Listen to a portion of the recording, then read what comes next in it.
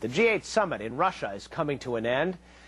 Just wrapping up a short while ago, the crisis in the Middle East totally dominating some discussions that were supposed to be about mostly other things.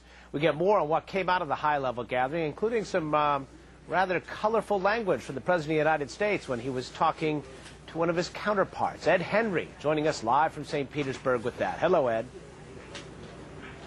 That's right. Good morning, Miles. The Mideast dominating this agenda right up literally until the final moments. An open microphone phone capturing a rather frank and dramatic exchange between President Bush and British Prime Minister Tony Blair that highlights some of the tensions among world leaders about the way forward in Mideast. Stands in sharp contrast to the united front that was publicly presented yesterday by this joint statement among the G8 leaders about the Mideast and the way forward. What happened first this morning, to give you some context, is Mr. Blair and UN Secretary General Kofi Annan went behind closed doors for a meeting and then spoke to reporters and jointly called for an international stabilization force to end the violence in the Mideast. But such a force might require a ceasefire, which is controversial because President Bush has not supported a ceasefire on the grounds that the White House doesn't believe Hezbollah would necessarily follow it. So after meeting with Mr. Annan, Mr. Blair sat down for lunch with President Bush, the other G8 leaders as well, and the President in this conversation expresses frustration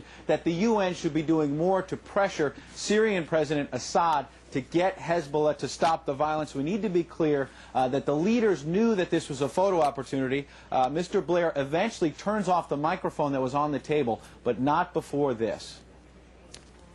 What about Kofi? That's all right. I don't like to see myself. His attitude is basically ceasefire and everything that's happening. But you know what I'm saying? Yeah, no, I think the only thing I think is really difficult is we can't stop this unless you get this international business agreed. Now, I don't know what you guys have talked about last week, but as I say, I'm perfectly happy to try to see what reliable is, but you need that done quickly, because otherwise this will spiral. I think Connie's going to go pretty soon. Right, well that's all that matters. But if you see, it'll take so much time to get that together. Yeah. But at least it gives people it's a process. I agree. At which you and I told her your offer too. Well, it's only if it's you know, if she's got a, or if she needs the ground prepared, as it were. Because obviously if she goes out, she's got to succeed, as it were. Whereas I can go out and just. See, the irony is that what they need to do is get Syria to get Hezbollah to stop doing this shit, and it's over. Why? Because I think this is all part of the same thing. Yeah. Look, what does he think? He thinks if Lebanon turns out fine, if you get a solution in Israel, Palestine, Iraq goes in the right way. Yeah, he's right. He's had it. And that's what this whole thing's about. It's the same with Iran. I felt like telling Kofi to call, get on the middle of the Assad and make something happen. Yeah. And we're not blaming the Lebanese government.